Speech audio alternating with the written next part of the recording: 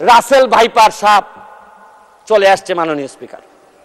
এই সাপ আসার কারণে সরকারে যখন সাপ আসে প্রকৃতিতে বেজি থাকে, এই বেজি করে কি সাপরে নিয়ন্ত্রণ করে, কিন্তু এই সরকারে দেখা যাচ্ছে বিভিন্ন জায়গায় রাসেল ভাইপার আছে কিন্তু বেজি ওই পরিমাণ নাই যে এই সাপরে ধরবে। মাননীয় স্পিকার, আপনি দেখেন এই আমাদের প্রতিষ্ঠানগুলা কত দুর্বল হয়ে গেছে। আমাদের প্রতিষ্ঠান, একজন ভদ্রলোকরে দুদক ধরতে পারে নাই, একজন ভদ্রলোকরে এনবিআর ধরতে পারে নাই, বাংলাদেশ ফাইন্যান্সিয়াল ইন্টেলিজেন্স ইউনিট ধরতে পারে নাই, আর এনবিআর এর মতিউর রহমানকে ধরলে একটা ছাগল ছাড়াই এই লোককে তো আপনি আনতেই পারতেন না। ছাগলের কাণ্ড হওয়ার কারণে বেনজির কাণ্ড, মাননীয় সাবেক আইজিপি উনি এত বড় হয়ে গেলেন, মন্ত্রণালয় জানলো না, মাননীয় স্বরাষ্ট্রমন্ত্রী জানলেন না, এই বাচ্চাটা এত বড় হয়ে গেল, আর কিছুদিন সুযোগ পাইলে পুরা গোপালগঞ্জ কিনে ফেলতেন এই বেনজির সাহেব। তারপরে এইটার দায় এই মন্ত্রণালয় এড়াইতে পারে না মাননীয় স্পিকার। এখন আপনারা কালো টাকা সাদা করবেন, আমার কোনো অসুবিধা নাই। যদি মনে করেন টাকা রয়ে গেছে, কিছু টাকা জমানো বা বিভিন্ন অলস টাকা রয়ে গেছে, এটারে সাদা করবেন, কোনো অসুবিধা নাই।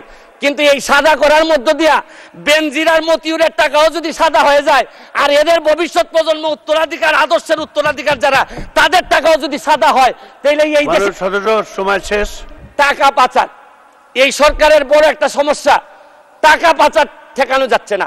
আপনি দুর্নীতি করলে তো অর্থনীতিতে নিয়ে আসা যায়, টাকা পাচার হয়ে গেলে যে দেশে যায় এই দেশের অর্থনীতির বাজেট হয়ে যায়। আরে আমরা বঙ্গবন্ধুর খুনিরে আনতে পারি না, আর টাকা পাচার করে এই টাকা ফেরত আনবো কিভাবে? এইটা একটা বড় সমস্যা।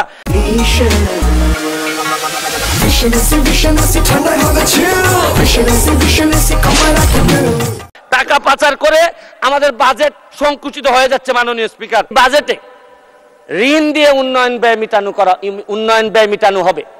2.5 লক্ষ কোটি টাকার লোন নেওয়া হবে, 1.5 লক্ষ প্রায় নেওয়া হবে হচ্ছে গিয়ে ব্যাংক থেকে। আমি মাননীয় প্রধানমন্ত্রী থাকলে বলতাম যে এমপি হওয়ার পর একটা গাড়ি কিনছি 1 কোটি টাকা দিয়ে, 50 লক্ষ টাকা লোন নিছি সাউথ ইস্ট ব্যাংক থেকে। এই লোন আর লোনের যে ইন্টারেস্ট, এটার কারণে রাতে ঘুম আসে না। মাননীয় প্রধানমন্ত্রী যে কিভাবে ঘুমাবেন এটা একমাত্র উনি জানেন। প্রায় 2.5 লক্ষ কোটি টাকার ঋণ উনার মাথার উপরে থাকবে সব সময়। আমি আরেকটা জিনিস বলতে চাই মাননীয় স্পিকার, আমাদের বড় চাপ ফরেন রিজার্ভ কমে যাওয়াটা একটা বড় চ্যালেঞ্জ। রাজস্ব নীতি করতে গিয়ে, সংকোচন করতে গিয়ে সবই ঠিক আছে মাননীয় স্পিকার, কিন্তু আমরা নিজেরা এমপিদের উপরও সংকোচন শুরু হয়ে গেল। আমাদের গাড়ির উপরও 25% একটা প্রস্তাবিত বাজেটে চলে আসলো মাননীয় স্পিকার। আমরা যে জিনিসটা বলতে চাই, কম্পেয়ার করে এই কথা বলতে চাই না স্পিকার, মাননীয় স্পিকার। কাদের সাথে কম্পেয়ার করব আমরা? আমার এলাকায় যত অফিসার আছে সবাই এই সরকার গাড়ি দেয়, নতুন নতুন গাড়ি দেয়, আর আমাদের কিনতে হয়। তাও আমারে ট্যাক্স মওকুফ করার কথা 25% এখন দিতে হবে।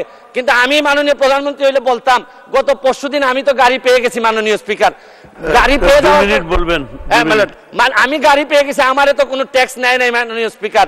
তবে আমি মাননীয় প্রধানমন্ত্রীকে বলবো যে আমি যেহেতু ট্যাক্সবিহীন গাড়ি নিয়েই আসছি, আমার অন্যান্য কলিগরা তো আনতে পারেন নাই।